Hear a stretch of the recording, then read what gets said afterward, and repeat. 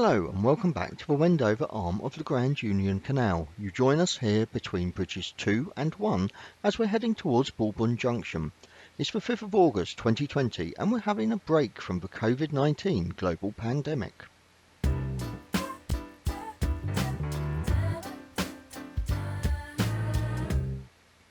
We're going to keep this vlog as close to real time as possible, however there will be a couple of sections where we've sped up the video just slightly. Just remember you'll be travelling at canal speed and experiencing our journey as if you were here with us. Grab a drink, a biscuit or two, sit back and relax.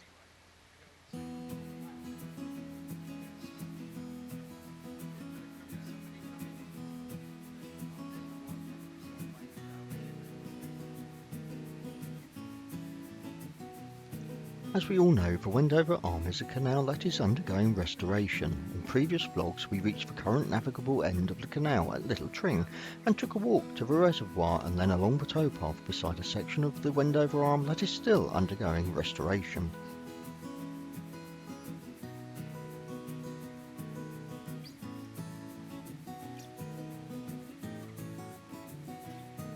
The section we are currently on was kept open to act as a feeder for water from the Tringford pumping station that we passed on our previous vlog.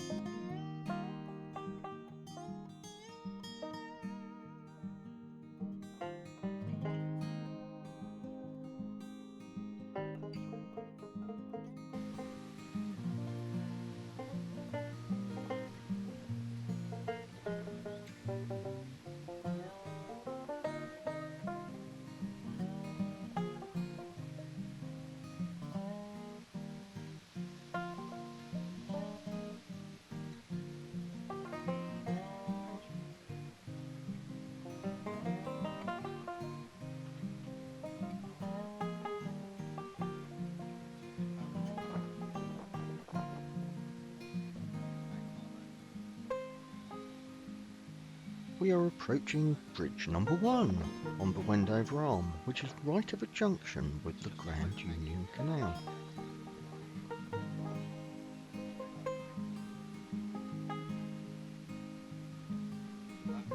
As Paul was having tiller time, I offered to go ahead and check to see if anything was coming. However, Paul offered to go ahead to set the lock and to check that we were not going to get boned at the junction.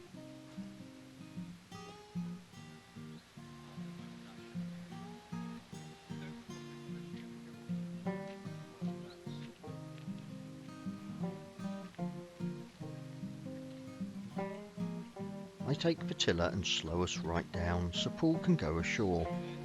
There he goes, trusty windlass in his hand. It's a lovely afternoon and there are plenty of gongoozlers around.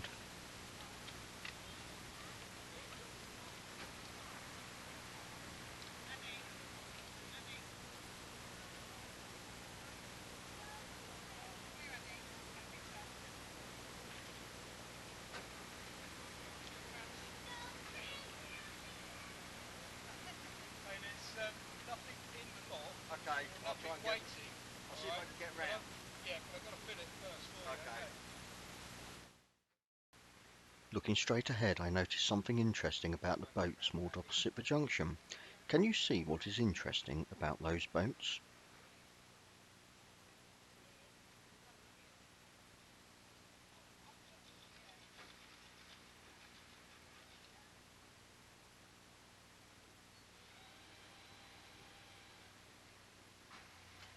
From where I'm standing, they all appear to have wooden hulls. Now I don't want to bump into one of those, so I will have to be careful as I make my turn here.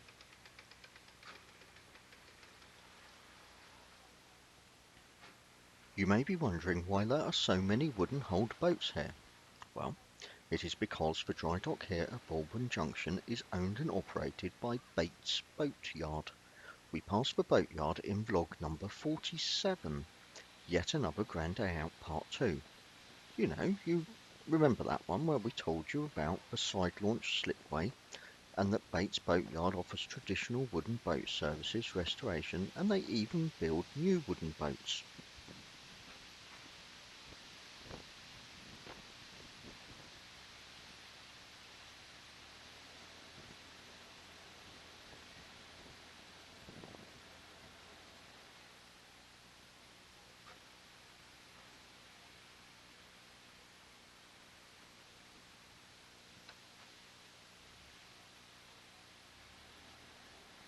I am very much aware that there is another boat behind us and I don't want to block the junction whilst waiting for the lock to empty, so we'll head backwards for a little while to the lock landing, just for a few moments.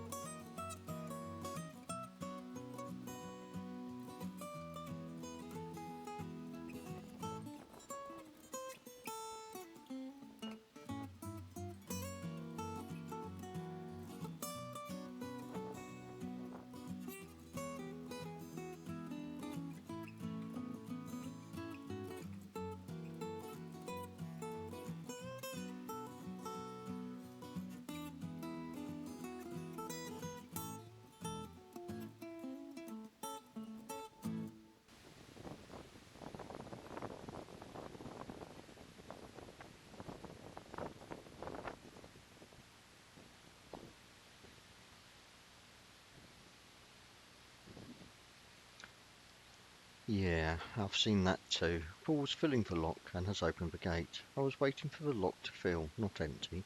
You think by now I'd know we're at the summit of the Grand Union Canal. I've said it often enough. And the only way from here is down.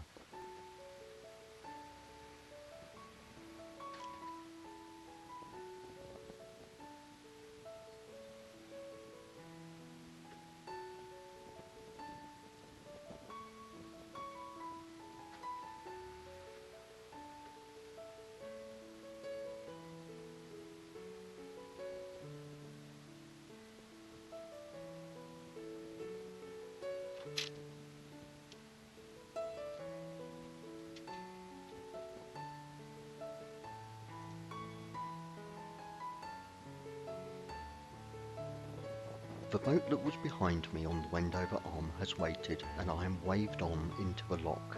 They will be heading south towards Calroast and will not be joining us in the lock.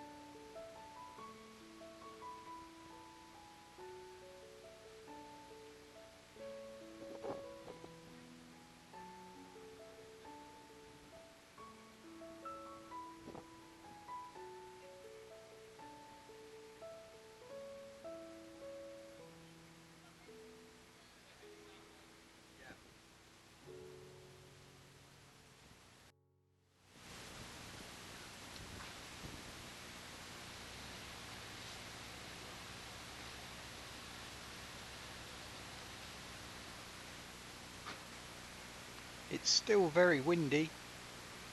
We'll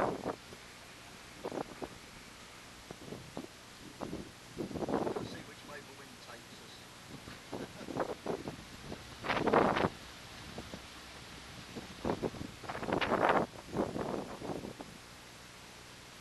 Gosh, I was worried about hitting that boat with the wooden arm.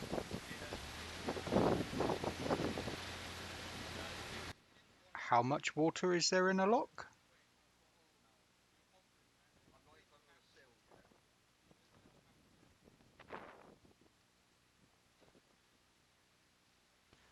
The volume of water used in the operation of a broad lock, just like for this one that we are in, is roughly 0.24 megalitres. That's 240,000 litres, or if you prefer gallons, 53,000 gallons.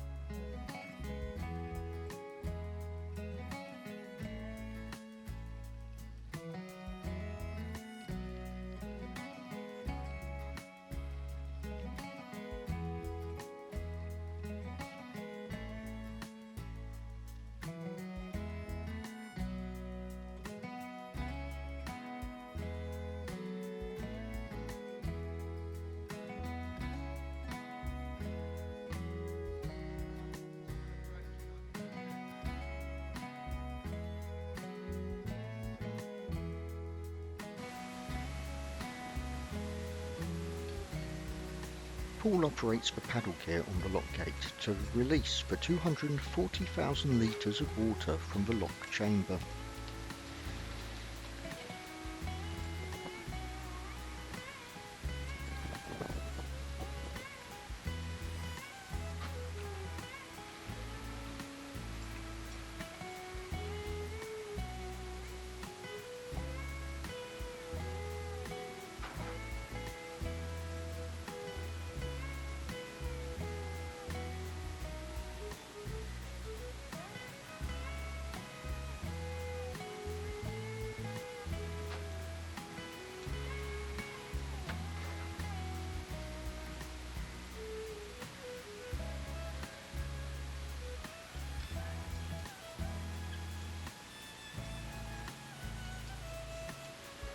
Have you ever wondered what the canals would be like without locks? I sometimes wonder what it would have been like if they'd used the same type of mechanisms that they use in lock flues at theme parks. How would that have worked on the canals?